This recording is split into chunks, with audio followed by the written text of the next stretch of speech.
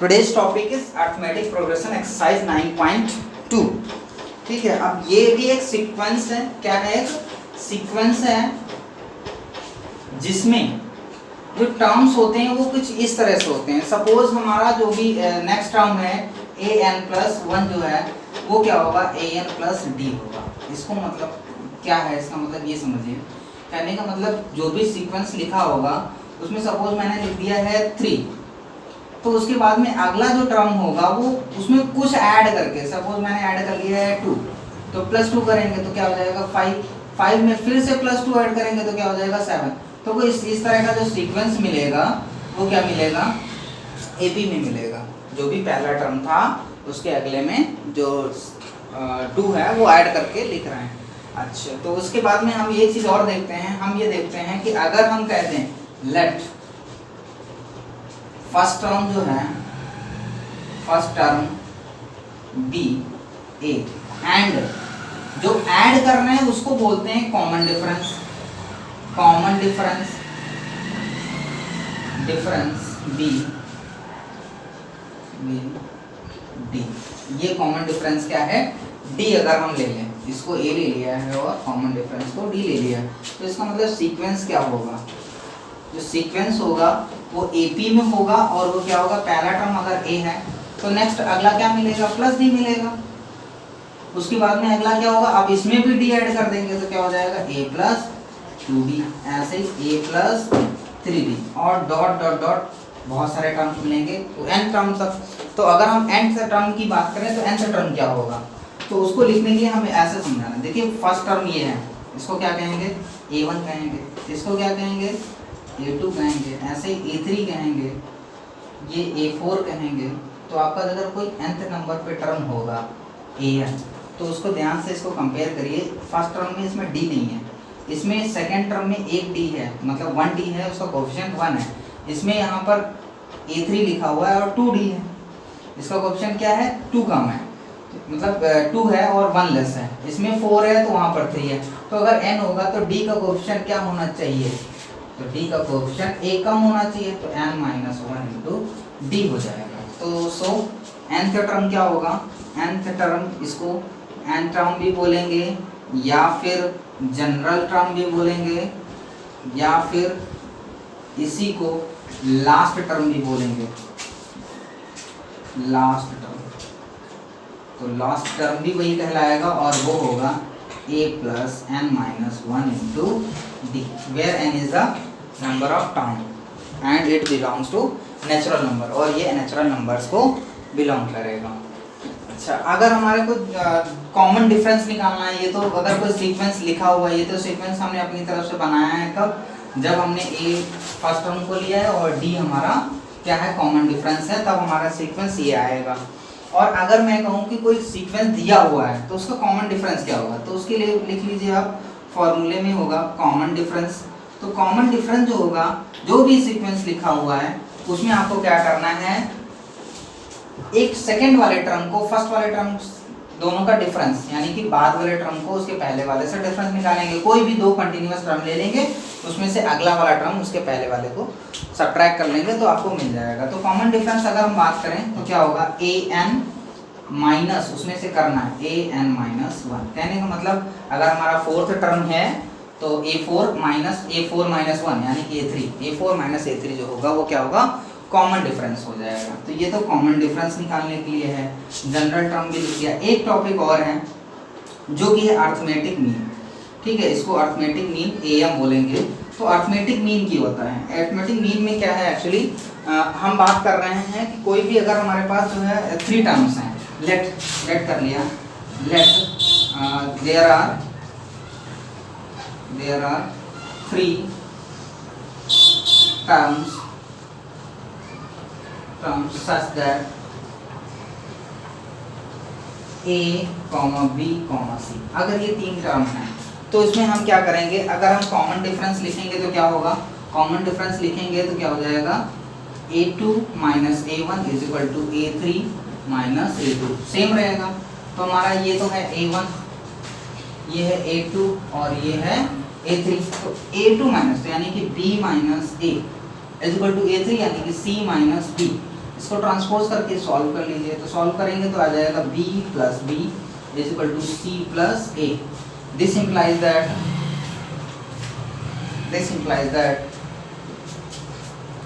कितना हो जाएगा 2b is equal to c plus A. This implies that b is equal to c plus A upon 2। तो ये मिलेगा। तो यहाँ पर जो b है उसको बोलते हैं b is called arithmetic mean. क्या कहलाता है? Arithmetic mean. ठीक है, b कहलाएगा arithmetic mean of A B C का। तो बात कर रहे थे अर्थमेटिक मीन की। तो अर्थमेटिक मीन को हमने बोला कि अगर हमारे पास 3 नंबर्स हैं ए बी सी, तो यहाँ पर b क्या कहलाता है? अर्थमेटिक मीन कहलाता है, where b is equal to a plus C upon 2 होता है। ठीक है, ये तो अर्थमेटिक मीन कहलाएगा। अगर मैं आपसे कहूँ कि n numbers, n arithmetic means between a and b, अगर a एंड b की बात करें उसके बीच में हमको n निकालने हैं, तो क्या होगा? अगर मैं कहूँ पहला अर्थमेटिक मीन a1 है, दूसरा a2 है, ऐसे डॉट डॉट बहुत सारे हैं और an तक लिखे हुए हैं। ठीक है, तो इसके अकॉर्डिंग जो है अब हम आपको कैलकुलेट कराएं कि a1 क्या होगा, a2 क्या होगा, ऐसे a1 क्या होगा, यानी कि पहला अर्थमेटिक मीन क्या होगा, दूसरा अर्थमेटिक मीन क्या होगा, तीसरा अर्थमेटिक मीन क्या होगा। तो उसके लिए हम क्या करेंगे, अगर हम बात करें कि ये वो भी such that these are in AP, इसमें हैं अगर ये AP में हो जाए, मतलब n अर्थमेटिक मीन्स हैं a1 a2 इस तरह से a और b के बीच में, और जब इनको इस तरह से लिखते हैं तो ये AP बनाते हैं। तो अगर ये AP बनाएंगे तो आप ये कैलकुलेट कर सकते हो कि जो लास्ट टर्म है वो क्या है? Last term. तो लास्ट टर्म तो हमारा है क्या? b। और लास्ट टर्म अगर b है तो वो भी किस नंबर पे? अगर ये हमारे n टर्म्स हैं a1 से लेकर के an तक के, तो 2 टर्म्स इसके और हो गए, तो इसमें नंबर ऑफ टर्म्स क्या हो जाएंगे? नंबर ऑफ टर्म्स जो होंगे वो क्या हो जाएंगे? n प्लस 2 हो जाएंगे। कितने टर्म हो जाएंगे? n प्लस 2 हो जाएंगे। फर्स्ट टर्म क्या है? फर्स्ट टर्म हमारा है a। ठीक है, तो हम क्या कर रहे हैं, हम यहाँ पर जो लास्ट टर्म होता है या फिर nth टर्म बात करेंगे, तो nth टर्म का मतलब n plus 2 term, n plus 2 term is equal to क्या हो जाएगा? a यानी कि first term plus number of term यानी कि n प्लस 2 और माइनस 1 इंटू कॉमन डिफरेंस की बात कर रहे हैं। ठीक है, तो जो कि हमने लिया हुआ है d। ठीक, तो इसका मतलब लास्ट टर्म तो था b इज इक्वल टू क्या आ जाएगा? a प्लस ब्रैकेट ओपन करेंगे तो n प्लस 1 इंटू डी हो जाएगा। तो यहाँ से d की वैल्यू क्या आ जाएगी? d इज इक्वल टू आ जाएगा b minus A upon n plus 1। ये कॉमन डिफरेंस हो जाएगा। अगर कॉमन डिफरेंस ये है तो आप a1 लिख सकते हो। a1 क्या कहेंगे? a1 कहेंगे a प्लस b। भाई अगला टर्म d का डिफरेंस अगर है तो a प्लस d होगा। तो this implies that a is equal to a plus d की value b minus A upon n plus 1 हो जाएगी। ठीक है, ऐसे ही a2 क्या हो जाएगा? a2 इज इक्वल टू हो जाएगा सेकेंड टर्म हमारा जो होगा उसमें क्या? a प्लस 2d हो जाएगा। a plus 2d minus A upon n plus 1 हो जाएगा। ऐसे ही a3 क्या हो जाएगा? a प्लस 3d हो जाएगा। ठीक है, क्योंकि ये a प्लस डी है। सेकेंड फर्स्ट जो अर्थमेटिक मीन होगा, second arithmetic mean a plus 2d। ऐसे अगर हम बात करेंगे 3 टर्म की तो a प्लस क्या हो जाएगा? b minus A upon n plus 1 dot dot हमने कह दिया। ठीक, तो nth नंबर पे क्या आएगा? an लास्ट वाला। तो लास्ट वाला देखिए क्या हो जाएगा? a plus n bracket b minus A upon n plus 1। ये हो जाएगा नंबर ऑफ टर्म्स।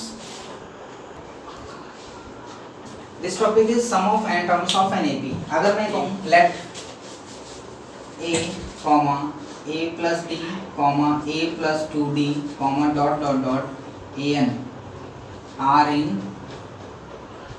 AP, किसमें है? AP में। तो सम क्या होगा इन टर्म्स का? तो सम ऑफ n टर्म्स हैं तो n terms Sn is equal to होता है n upon 2 in the bracket 2a plus n minus 1 into D. ये हो जाएगा। ठीक है, अगर मैं कहूँ if L is the last term, last term of N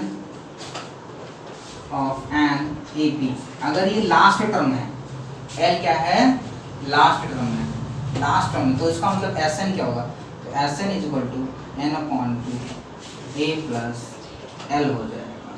ठीक है, अगर आप देखें तो कैलकुलेट करेंगे इस वाले को, फॉर्मूले को अगर आप जनरेट करें फिर से, क्यों एक्सप्लेन देखते हैं। Sn इज इक्वल टू क्या है, n/2 2a plus n-1 into D है, तो इसको ब्रेक कर लीजिए, a plus n-1 into D. ठीक, और ये क्या है, लास्ट टर्म होता है यही, तो आ जाता है a प्लस l। ठीक है, अगर l लास्ट टर्म है, वेयर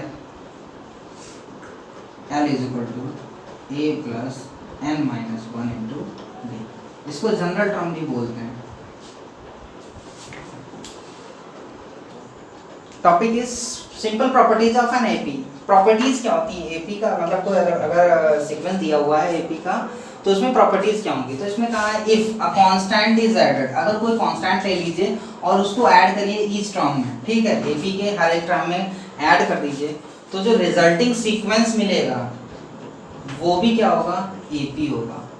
ठीक है, सेकंड कह रहा है एक कांस्टेंट लीजिए, ठीक है, उसको आप सब्ट्रैक्ट करिए फ्रॉम ईच टर्म, हर एक टर्म से उस कांस्टेंट को सब्ट्रैक्ट कर दीजिए, तो जो रिजल्टिंग सीक्वेंस मिलेगा वो भी क्या होगा, एक एपी ही होगा, उस एपी पर कोई फर्क नहीं पड़ेगा, जो सीक्वेंस बनेगा नया वाला वो भी एपी रहेगा। फिर उसके बाद में है नेक्स्ट आपका property number 3, each term of an AP is multiplied by a constant. अगर किसी एपी के हर एक टर्म को एक कांस्टेंट से मल्टीप्लाई कर देते हैं तो जो रिजल्टिंग सीक्वेंस मिलेगा वो क्या होगा, वो भी एक एपी रहेगा।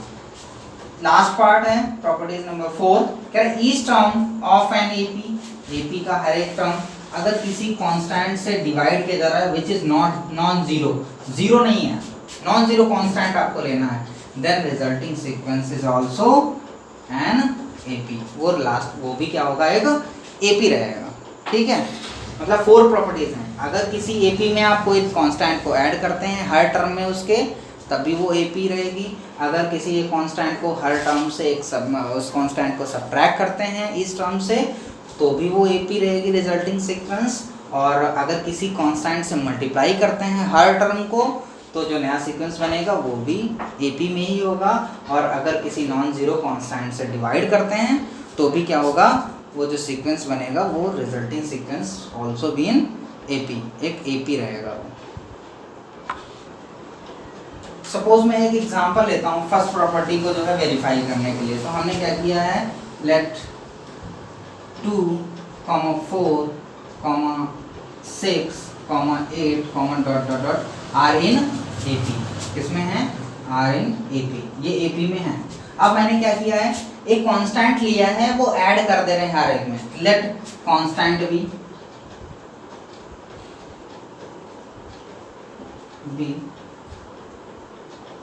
3, एक 3 कांस्टेंट हमने ले लिया। अब इसके सभी टर्म्स में ऐड कर दीजिए तो न्यू सीक्वेंस बनेगा। तो न्यू सीक्वेंस क्या हो जाएगा, न्यू सीक्वेंस जो होगा वो क्या होगा, जब 3 हर एक टर्म में ऐड कर देंगे तो 2 + 3 कितना हो जाएगा, 5, 4 + 3 7 हो जाएगा, 6 और 3 9 हो जाएगा, 8 3 11 हो जाएगा। ऐसे ही आपकी एपी में भी, मतलब ये सीक्वेंस मिला हुआ। तो क्या ये एपी में है कि नहीं है, तो उसके लिए क्या करते हैं, आपको चेक करना होता है a2 - a1। तो a2 - a1 यानी कि 7 - 5 = 2। ऐसे ही a3 - a2 आप निकालेंगे तो a3 - a2 क्या हो जाएगा, 9 - 7, ये भी 2 है। तो इसका मतलब क्या है, देखो कॉमन डिफरेंस क्या आ रहा है, इसका मतलब कॉमन डिफरेंस सेम आ रहा है। इसका मतलब आप कह सकते हैं कि जो हमने एपी ली थी, अगर उसके हर एक टर्म में कोई नंबर ऐड कर देते हैं तो क्या मिलता है, वो जो रिजल्टेंट सीक्वेंस मिलता है वो भी एपी ही रहता है।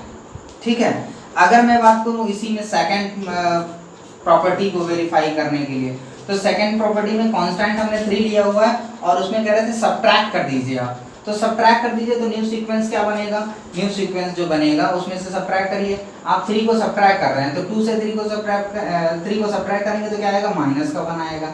4 से 3 करेंगे तो 1 आएगा। ऐसे 6 से 3 से करेंगे तो 3 आ जाएगा और ये 5 हो जाएगा। तो अब आपका नया जो है सीक्वेंस -1, 1, 3, 5 मिला। अब आप सब ट्रैक करिए, कॉमन डिफरेंस निकालिए, a2 माइनस a1, तो 1 माइनस माइनस का 1 इज इक्वल टू क्या आ जाएगा, 1 प्लस 1 इज इक्वल टू 2 हो गया। a3 3 है और a2 1 है, इसमें ट्रैक किया तो क्या आया। तो देखो फिर से कॉमन डिफरेंस क्या आ रहा है, सेम आ रहा है। इसका मतलब जो सीक्वेंस हमने लिया है वो क्या है, AP है। ठीक है, तो सेकेंड प्रॉपर्टी भी वेरीफाइड हो गई। ऐसे मैं थर्ड प्रॉपर्टी की बात कर रहा हूँ, तो थर्ड प्रॉपर्टी में कांस्टेंट मैंने यही ले लिया। ठीक है, थर्ड प्रॉपर्टी को वेरीफाई कर लेते हैं। तो थर्ड न्यू सीक्वेंस क्या बन जाएगा, चेंज हो जाएगा। हम क्या कर रहे हैं, कांस्टेंट 3 लिए हैं। थर्ड में कह रहा था कि आप जो है हर एक टर्म में जो भी लिखा हुआ था उसमें क्या करिए, मल्टीप्लाई करिए उस कांस्टेंट का। तो 3 से मल्टीप्लाई कर दीजिए, 3 2 6 हो जाएगा, 3 4 12 हो जाएगा, 3 6 18 हो जाएगा और 3 8 24 हो जाएगा। कॉमन डॉट डॉट ऐसे करके आपकी जो सीक्वेंस बनी हुई है। अब आप कॉमन डिफरेंस निकालिए, तो कॉमन डिफरेंस जब निकालेंगे तो क्या हो जाएगा, 12 माइनस 6, तो कितना आएगा 6।